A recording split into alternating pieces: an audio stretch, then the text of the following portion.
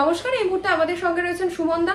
আমরা কিন্তু অধীর রঞ্জন চৌধুরীকে বরাবর দেখেছিলাম মুখ্যমন্ত্রী মমতা বন্দ্যোপাধ্যায় একেবারে কটাক্ষ করতে যে কোনো বিষয়, কিন্তু এইবার দেখলাম যে শুভঙ্কর সরকার গঙ্গাসাগর নিয়ে একেবারে প্রশংসার বন্যায় ভেসে গেলেন। কেন? মহাকুম্ভ নিয়ে কিন্তু কটাক্ষ করতে ছাড়লেন না। শুভেন্দু অধিকারী কিন্তু সিঁদুরে মেঘ দেখছে। শুভেন্দু অধিকারীকে আমি একটা প্রশ্ন করতে চাই যে শুভেন্দু অধিকারী কংগ্রেসকে নিয়ে এত চিন্তা কেন করছেন, কি কারণ আছে? শুভেন্দু অধিকারী কংগ্রেসকে নিয়ে একটা কারণেই চিন্তা করছেন, কারণ বাংলার মানুষ ভারতীয় জনতা পার্টিকে যে আশা নিয়ে বাংলার মাটিতে ভোট দিয়েছিল, ৭৭টা বিধায়ক গিফট করেছিল, 18 জন পরে 12 জন সাংসদ গিফট করেছিল, সেই ভারতীয় জনতা পার্টি আজকে মমতা বন্দ্যোপাধ্যায় এবং তার দুর্নীতিগ্রস্ত দলের নেতাদের বাঁচানোর জন্য সবকটা তদন্তকে স্তীমিত করে দিয়েছে। আজকে সেটা সাম্প্রদায়িকতা বলুন, সাম্প্রদায়িক রাজনীতি বলুন, সব কিছু যেগুলো মমতা বন্দ্যোপাধ্যায় করেন, সফট পোলারাইজেশন, সফট কমিউনালিজমের রাজনীতি, এই সবেরই তো শরিক ছিলেন শুভেন্দু অধিকারী। শুভেন্দু অধিকারী যখন তৃণমূল কংগ্রেসে ছিলেন, শুভেন্দু অধিকারীও ফেজ টুপি পরে ঈদের দিন বসতেন গিয়ে নামাজের সময়, এবং আমি আজও বলছি তার মধ্যে আমি কোনো দোষ দেখি না। সর্বধর্ম সমন্বয়ের দেশ ভারতবর্ষ, যারা ধর্মনিরপেক্ষ প্রগতিশীল দল হবে তারা সবার ধর্মের অনুষ্ঠানে পার্টিসিপেট করবে, সেটাই স্বাভাবিক। কিন্তু আগে যেটা শুভেন্দু অধিকারী করেছে, আজকে হঠাৎ সেগুলো খুব খারাপ হয়ে গেল, শুভেন্দু অধিকারী বিরাট একজন সনাতনী হয়ে গেলেন, এটা আমি মানতে রাজি নই। 1 2 নম্বর হচ্ছে, শুভেন্দু অধিকারী অনেক কথা গতকাল বলেছেন যে শুভঙ্কর সরকার এমএলএ হতে চায়, কংগ্রেস 2-3টে এমএলএ পেতে চায়। আমি শুভেন্দু বাবুকে একটা কথা জিজ্ঞেস করছি, আপনারা ডায়মন্ড হারবার লোকসভা কেন্দ্রে এমন একটা প্রার্থী দিলেন কেন অভিষেক বন্দ্যোপাধ্যায়ের বিরুদ্ধে, যার জমানত নমিনেশন ফাইল করার সঙ্গে সঙ্গেই জমানত জব্দ হয়ে গেল?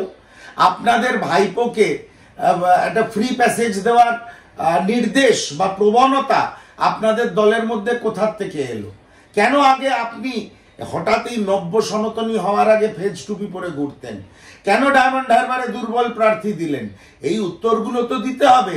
কেন সিবিআই ইডিকে ভালো করে তদন্ত করতে দিচ্ছে না নরেন্দ্র মোদী? কেন খোলা আকাশের নিচে এই তৃণমূল কংগ্রেসের দুর্নীতিগ্রস্ত চোরগুলো বুক ফুলিয়ে ঘুরে বেড়াচ্ছে? আপনারা মমতা বন্দ্যোপাধ্যায়কে সাহায্য করবেন, আপনাদের ওপরে আপনাদের কেন্দ্রীয় নেতৃত্বের কোনো ভরসা থাকবে না, সে দায় তো শুভঙ্কর সরকার নিতে পারে না। শুভঙ্কর সরকার, মাননীয় শুভঙ্কর সরকার মহাশয় গঙ্গাসাগর মেলায় গেছিলেন, ওনার প্রশাসনের ব্যবস্থাপনা ভালো লেগেছে, সেইটুকুই উনি বলেছেন। দেখুন, কারোর সঙ্গে আমাদের কোনো ব্যক্তিগত শত্রুতা নেই। মমতা বন্দ্যোপাধ্যায়ের দল চুরি করে তাই আমরা চোর বলি, চাকরি বিক্রি করে তাই চাকরি চোর বলি, বালি পাচার করে তাই পাচারকারী বলি, ওনার দলের লোকেদের নাম বাংলার মা বোনেদের ধর্ষণের সঙ্গে জড়িয়ে যায় তাই ধর্ষক বলি। ব্যক্তিগত স্তরে তো কোনো ব্যাপার নেই। অন্যায় করলে শুভঙ্কর মাননীয় অধীর রঞ্জন চৌধুরীও যেভাবে বলতেন, মাননীয় শুভঙ্কর সরকারও সেইভাবেই বলেন, এতে কোনো দোষের নেই। আর যেটুকু ভালো করছে সেটুকু নিশ্চয়ই ভালো বলতে হবে।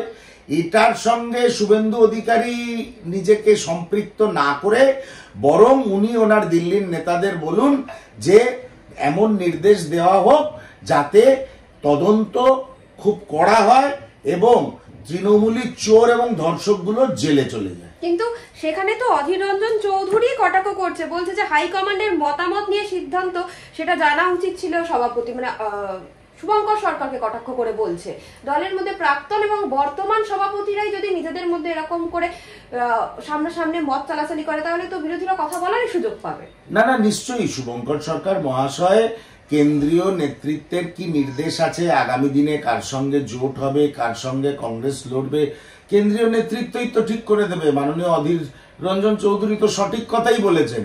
অধীর রঞ্জন চৌধুরী জোট বা তৃণমূলের সঙ্গে সখ্য নিয়ে কেন্দ্রীয় নেতৃত্বের নির্দেশের কথা মনে করিয়ে দিয়েছেন। ঠিক আছে, কোনো তো অসুবিধা নেই। শুভঙ্কর সরকার মহাশয় তো কখনো বলেননি যে আমি আমার মতন ইচ্ছা মতন করবো। আমাদের তো একটা হাইকমান্ড আছে, আমরা তো মমতার বন্দ্যোপাধ্যায়ের মতন আঞ্চলিক মুদির দোকান নই।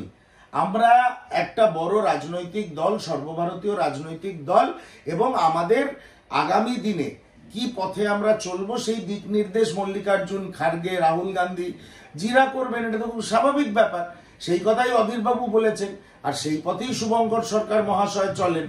বিষয়টা কি জানেন তো, বিষয়টা এই ভারতীয় জনতা পার্টি এবং তৃণমূল কংগ্রেসের যে ট্যাসিট আন্ডারস্ট্যান্ডিং আছে, কখনো তৃণমূল কখনো বিজেপি এমন ন্যারেটিভ মার্কেটে থ্রো করে যাতে পুরো বিষয়টাকে গুলিয়ে দেওয়া যায়। গুলিয়ে দেওয়ার কোনো জায়গা নেই।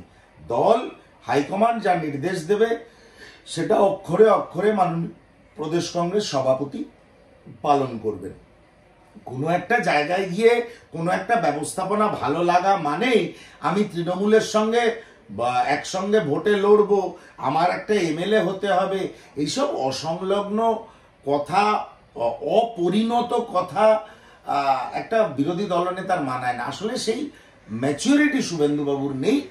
শুভেন্দুবাবু নিজেও তো দুর্নীতিগ্রস্ত, ওনার রাজনৈতিক এবং প্রশাসনিক জীবনে অনেক ঘটনা আছে, সেই সব নিয়ে একটা আলাদা তাহলে তোমার সঙ্গে ইন্টারভিউ করতে হবে। কিন্তু দাদা, বিধানসভায় আমরা দেখলাম গত কয়েকদিন ধরে যেটা হলো, একেবারে মমতা বন্দ্যোপাধ্যায়ের সঙ্গে বিরোধী দলনেতা, আপনি কাকে সাপোর্ট করবেন সেক্ষেত্রে? 2006 স্মৃতি উস্কে দিচ্ছে। আরে এগুলো সব মক ফাইট, এগুলো সব মক ফাইট। বাংলার মানুষ দেখছে, আরে বাবা বিজেপি কত তৃণমূল বিরোধী, বাংলার মানুষ দেখছে তৃণমূল কতটা বিজেপি বিরোধী। এদের দুজনেরই র্যাডার নরেন্দ্র মোদী, অমিত শাহ, মোহন ভগবত এদের হাতে রয়েছে। কারণ এই মমতা বন্দ্যোপাধ্যায় তো আরএসএস এর দুর্গা।